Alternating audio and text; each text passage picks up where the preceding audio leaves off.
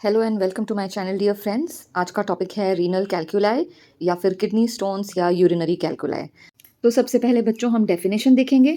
इस कंडीशन को नेफ्रोलिथियासिस या फिर यूरोलिथियासिस भी बोला जाता है। लीथी जो वर्ड है ये लिया गया है from lithos which means stone. तो एग्जैक्ट डेफिनेशन देखें।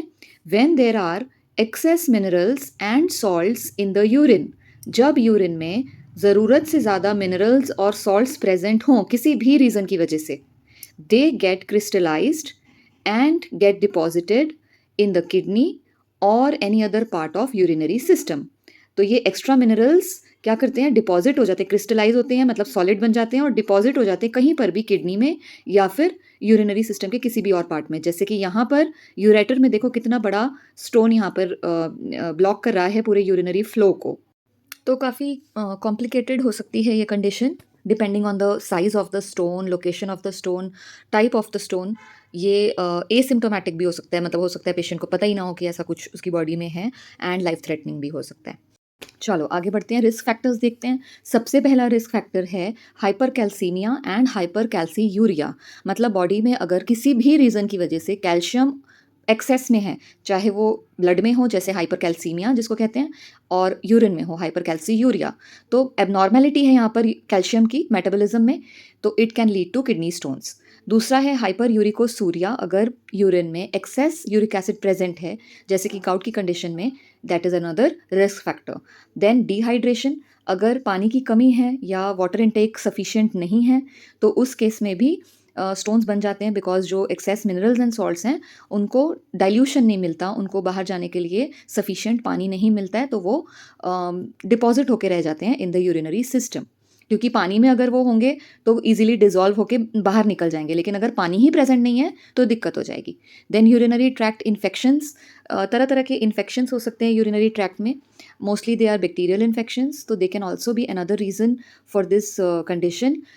देन डाइजेस्टिव डिजीजेस, कई तरह के डाइजेशन रिलेटेड जो डिसऑर्डर्स होते हैं, they can also cause kidney stones, because इसमें डिहाइड्रेशन भी हो जाता है एंड मेटाबॉलिक डिसऑर्डर्स भी होते हैं। And also post surgery, surgery के बाद जब पर्सन काफ़ी इनएक्टिव हो जाता है काफ़ी टाइम के लिए, तो it can another reason of formation of kidney stones. Then obesity and sedentary lifestyle, अगर किसी पर्सन की लाइफस्टाइल इनएक्टिव है और उसका बॉडी वेट ज़रूरत से ज़्यादा है तो it can also be another risk factor for development of kidney stones. Then जो सबसे इंपॉर्टेंट चीज़ जो इन्फ्लुएंस करती है किडनी स्टोन्स को, इट इज़ डाइट। तो डाइट में अगर प्रोटीन, सोडियम, शुगर इस तरह की चीज़ें ज़्यादा हैं, कार्बोहाइड्रेट्स ज़्यादा हैं, सोडियम इनटेक या सॉल्ट इनटेक ज़्यादा है, ऑक्सलेट रिच फूड है जिसमें बहुत ऑक्सलेट्स प्रेजेंट हैं, तो ये एक बहुत मेजर कारण बन जाता है ऑफ डेवलपिंग किडनी स्टोन्स। इसके अलावा अगर पीने के पानी में मिनरल कंटेंट बहुत ज़्यादा है, जैसे मान लो जो भी वाटर का सोर्स है उसमें कैल्शियम नेचुरली बहुत एक्सेस में प्रेजेंट है, तो it can be also contribute to formation of stones in people of that area. And finally patient की फैमिली हिस्ट्री और जेनेटिक्स, मतलब डीएनए जो है, they also play a very important role in whether a person will be having kidney stones और not. तो all in all जितने भी हमने रिस्क फैक्टर्स देखे हैं, अगर इनमें से एक या एक से ज़्यादा risk factors if they are present in a person and that person is not drinking water properly or having a very inactive lifestyle, so there are chances that he or she may get these stones. अब अगर pathophysiology की बात करें तो जितने भी हमने अभी इटियोलॉजिकल फैक्टर्स या रिस्क फैक्टर्स देखे थे, उनकी प्रेजेंस की वजह से अगर एक्सेस सॉल्ट्स और मिनरल्स बॉडी में प्रेजेंट हों तो फिर there will be super saturation of urine due to dehydration. मतलब इन एक्सेस मिनरल्स और सॉल्ट्स को बाहर फेंकने के लिए पानी सफिशिएंट अगर पेशेंट नहीं पी रहा है तो पानी सफिशिएंट क्वांटिटी में प्रेजेंट नहीं होगा, जिसकी वजह से यूरिन जो है it will be super saturated, मतलब उसमें मिनरल्स और सॉल्ट्स का कंटेंट ज़्यादा और पानी का कंटेंट कम होगा। तो और अगर यूरिन वॉल्यूम लो है, मतलब यूरिन की क्वांटिटी ही कम बन रही है, तो ये जो मिनरल्स और सॉल्ट्स यूरिन में प्रेजेंट हैं वो डिपॉजिट हो जाएंगे क्रिस्टल्स बन के, उनके क्रिस्टल्स बन जाएंगे और वो यूरिनरी सिस्टम में अलग अलग प्लेसेस में प्रेसिपिटेट होकर वहाँ पर जम जाएंगे या सॉलिडिफाई हो जाएंगे। तो इसकी वजह से there will be formation of stone. तो एक्सेस मिनरल्स और सॉल्ट्स को क्या चाहिए, एक्सेस पानी, बट अगर वो एक्सेस पानी नहीं मिलता है यूरिन फॉर्मेशन के वक्त, तो those minerals and salts will get deposited in the urinary system. तो ये बेसिकली इसकी पैथोफिजियोलॉजी है। अब देखेंगे हम टाइप्स ऑफ स्टोन्स। उसमें फर्स्ट है कैल्शियम स्टोन्स। तो calcium stones contain calcium oxalate, calcium phosphate, calcium urate and so on. ये छोटे छोटे होते हैं साइज़ में और मल्टीपल होते हैं। They are dirty white in colour. White colour basic colour होगा, उसके साथ में थोड़ा जो भी दूसरा कंपाउंड है उस पर डिपेंड करता है एग्जैक्ट कलर क्या होगा। और इनका शेप भी डिफरेंट टाइप्स का होता है। डम्बल शेप्ड हो सकता है, एनवेलप शेप्ड हो सकता है। ये देखो, इसमें जो फर्स्ट वाली पिक्चर है इट इज़ एनवेलप शेप्ड। और भी कई तरह के शेप्स इसके हो सकते हैं। प्लस ये जो स्टोन्स होते हैं, कैल्शियम स्टोन्स जो होते हैं, दे आर ग्रैनुलर, मतलब दानेदार होते हैं। तो this was about the calcium stones. अब आगे बढ़ते हैं हमारे नेक्स्ट टाइप ऑफ स्टोन की तरफ, विच इज़ ट्रूवाइट स्टोन। तो ट्रूवाइट जो है basically it is a mixture of magnesium, ammonium, calcium and phosphate. तो इन चार चीज़ों का ये मिक्सचर होता है। इसका कलर होता है वाइट, येलोइश या फिर ग्रे, डिपेंडिंग ऑन कि जो हमने ये कंपोनेंट्स के नाम लिए इनमें से किसकी क्वांटिटी कितनी है। इसके अलावा इसका जो टेक्सचर है वो चॉक के जैसा होता है। So basically they are like a piece of chalk, जिसको हम ब्रेक करेंगे तो वो इजीली टूट सकता है, पर बाहर से सॉफ्ट एंड स्मूथ होता है। And they are very irregular in their shape. अब माइक्रोस्कोपिकली देखें तो कुछ इस तरह के हमें स्ट्रूवाइट स्टोन्स देखने को मिलते हैं। आगे बढ़ते हैं। The third type of stone is uric acid stone. तो नाम से ही पता चल रहा है कि ये स्टोन किससे बना हुआ है, made up of uric acid in the form of monosodium urate crystals. तो यूरिक एसिड जो है वो मोनोसोडियम यूरेट के फॉर्म में डिपॉजिट होता है। इसका कलर रेड, ऑरेंज या ब्राउन कलर होता है। इनके जो शेप्स हैं दे आर रोम्बॉइड और रोजेट शेप्ड। अपीयरेंस इसकी रेत जैसी या सैंड के जैसी होती है। एंड टेक्सचर जो है वो हार्ड होता है। So it is a hard crystal. So screen पे जो आपको दिख रही है picture, it is the picture of a uric acid stone as seen under a microscope.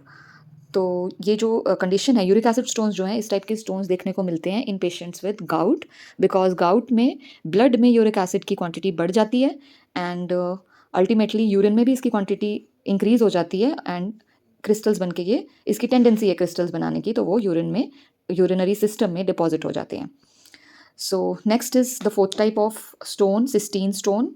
तो इस टाइप के स्टोन्स में सिस्टीन प्रेजेंट होता है, which is an amino acid. तो अगर सिस्टीन की मेटाबॉलिज्म बॉडी में प्रॉपर नहीं है तो फिर वो क्रिस्टल्स बन के डिपॉजिट हो जाता है in the form of cystine stones. इसका जो कलर है it is yellow to light pink. Then इसका जो शेप है it is hexagonal in shape, जैसा कि आप पिक्चर में देख पा रहे हैं यहाँ पे 6 साइड्स वाला शेप है। एंड टेक्सचर इसका वैक्स के जैसा है या मोम जैसा है, वैक्सी टेक्सचर। एंड साइज़ इनका छोटा होता है और मल्टीपल स्टोन्स प्रेजेंट होते हैं इसके। उसके बाद आ जाते हैं हम क्लिनिकल मैनिफेस्टेशंस पर। तो सबसे पहले there is sudden onset of sharp wave like colicky pain in low back, flank, below ribs.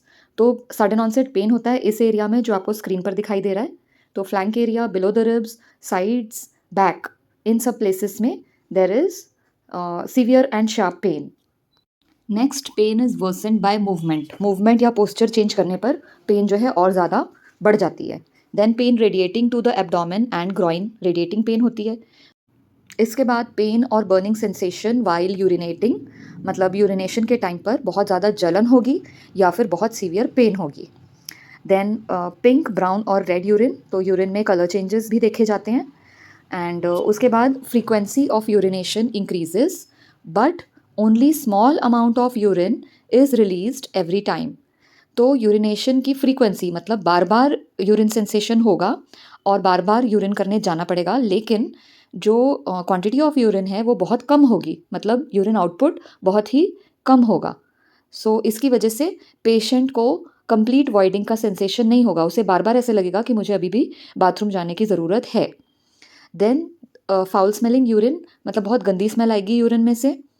Then cloudy urine, मतलब जो यूरिन है वो झाग वाला यूरिन होगा, क्लाउड लाइक अपीयरेंस कहते हैं उससे।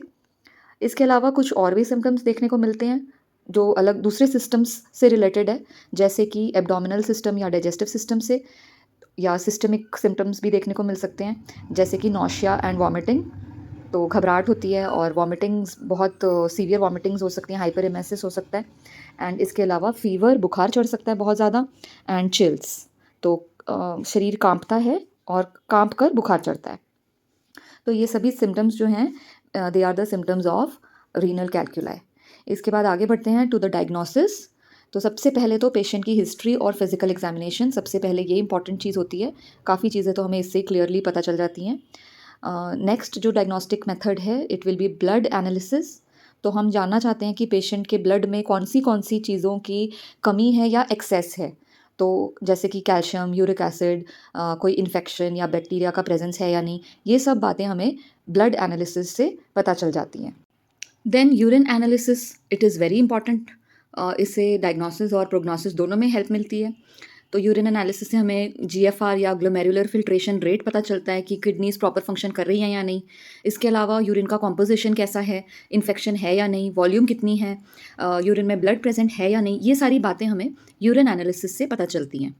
देन इमेजिंग, इमेजिंग में हम एक्सरे, अल्ट्रासाउंड, एमआरआई कुछ भी यूज़ कर सकते हैं। इससे हमें लोकेशन और साइज़ के बारे में पता चलता है of the stone. And intravenous pyelogram या आईवीपी, इस मेथड से हमें यूरिन फ्लो में ऑब्स्ट्रक्शन है या नहीं और कहाँ पर है, इसके बारे में पता चल जाता है। अब इसके आगे हम देखेंगे मैनेजमेंट। तो एक शॉर्ट में मैंने यहाँ पे कुछ मेथड्स लिखे हैं of management. First one is shock wave lithotripsy to fragment stones so they can pass in the urine. तो बेसिकली स्टोन्स को बहुत ज़्यादा मान लीजिए पाउडर बना दिया जाता है स्टोन का, ताकि वो यूरिन के थ्रू बाहर निकल सके। Then percutaneous nephrolithotomy to surgically remove stones through an incision in the flank. तो फ्लैंक एरिया का इंसिशन किया जाता है और वहाँ से किडनी के through the stone is removed out. Then retrograde intrarenal surgery to remove stones using a flexible ureteroscope. तो इसे यूरेट्रोस्कोपी भी बोलते हैं। तो इससे भी स्टोन रिमूवल किया जाता है। फाइनली मेडिकल थेरेपीज़ या सपोर्टिव थेरेपी यूज़ की जा सकती है अकॉर्डिंग टू द सिम्टम्स, जैसे कि स्टोन पैसेज को इजी बनाने के लिए पेन रिलीवर्स दिए जा सकते हैं, एंड रेकरेंस ना हो इसके लिए भी कुछ मेडिसिन दी जा सकती हैं। So that's all for today. Don't forget to like this video and share it with your friends. Also ऐसे और वीडियोज़ के लिए मेरे चैनल को ज़रूर सब्सक्राइब करें। Bye for now, thank you and God bless you.